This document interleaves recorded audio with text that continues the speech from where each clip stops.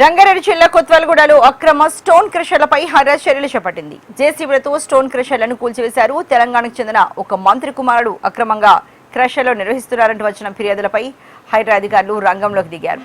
అయితే తెల్లవారుజామున 5 గంటలకే పోలీసు బందోబస్తు కొత్వాల్గూడకు చేరుకున్న హైడ్రా సిబ్బంది క్రషర్ మెషిన్లను కూల్చివేశారు. ఇటీవల బీఆర్ఎస్ ఆధ్వర్యంలో నిజ నిర్ధారణ కమిటీ క్రషర్లను సందర్శించింది. ఈ నేపథ్యంలో హైడ్రా క్రషర్ మెషిన్లను కూల్చివేయడం ప్రాధాన్యతను సంతరించుకుంది.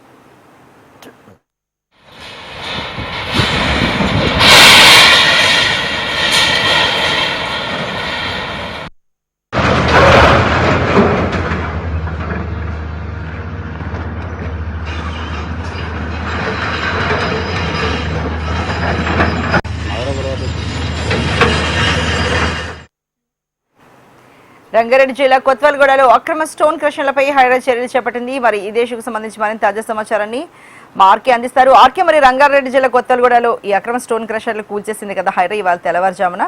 అంటే బీఆర్ఎస్ నిజ నిర్ధారణ కమిటీ వాటిని సందర్శించింది అని కూడా చెప్తున్నారు. మరి ఏం జరుగుతోంది ఆర్కే? ఏదైతే ఈ కొత్వాల్గూడకు సంబంధించి మొత్తం ఈ సర్వే నెంబర్ 62, 63లో దాదాపుగా 10 ఎకరాల ఎస్ఎన్ భూముల్లో ఈ క్రషర్స్ అయితే నిర్వహించడం జరుగుతుంది. వాస్తవానికి ఇదంతా కూడా 111 జీవో పరిధిలోకి వస్తుంది. ఇక్కడ ఎలాంటి నిర్మాణాలు చేపట్టకూడదు అనేది స్వయంగా సుప్రీంకోర్టే చెప్పడం జరిగింది. నిర్మాణాలు కావచ్చు, లేకపోతే అక్కడ క్రషర్స్ లాంటి ఎట్టి పరిస్థితులు చేయకూడదు. ఎందుకంటే హిమాయత్ సాగర్ అత్యంత సమీపంలో ఉంది కాబట్టి ఈ నిర్మాణాలు చేపట్టకూడదు అనేది ఉంది.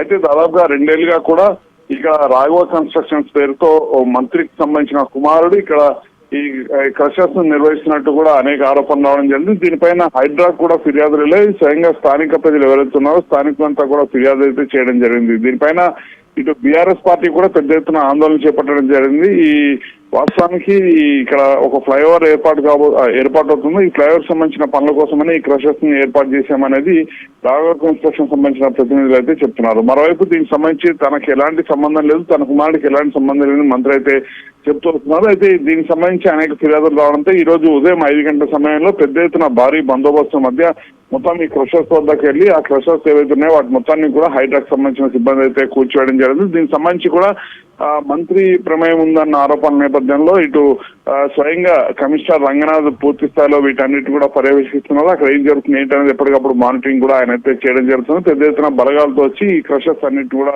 తొలగించడం అయితే జరుగుతుంది. వాస్తవానికి ఈ ఆరోపణలు వచ్చిన తర్వాత దాదాపుగా 15 క్రషర్స్ ఇక్కడ ఉన్నాయి. వాటిని సీజ్ చేసి వాటన్నిటికి కూడా ఫైన్ వేయడం జరిగింది. అయితే ఇక్కడ ఏవైతే ఫైన్ వేయడం జరిగిందో అందులో రాఘవ కన్స్ట్రక్షన్స్ లేదంటూ కూడా స్థానికులు మరొకసారి హైడ్రాకు ఫిర్యాదు చేయడంతో హైడ్రా పూర్తి స్థాయి నిజ నిర్ధారణ తీసుకున్న తర్వాత ఈ కూల్చివేతలకు అయితే వెళ్ళడం జరిగింది. మరోవైపు బీఆర్ఎస్ సంబంధించిన నేతలు మాత్రం ఇదంతా కూడా ఒక మంత్రికి సంబంధించిందంటూ కూడా వాళ్ళ ఆరోపణలు అయితే చేస్తూ వస్తున్నారు. ఏదేమైనా కూడా ఈ కొత్వాల్గూడకు సంబంధించిన 111 జీవో పరిధికి వచ్చే క్రషర్స్ అన్నింటినీ కూడా పూర్తి స్థాయిలో సీజ్ చేయడం జరిగింది.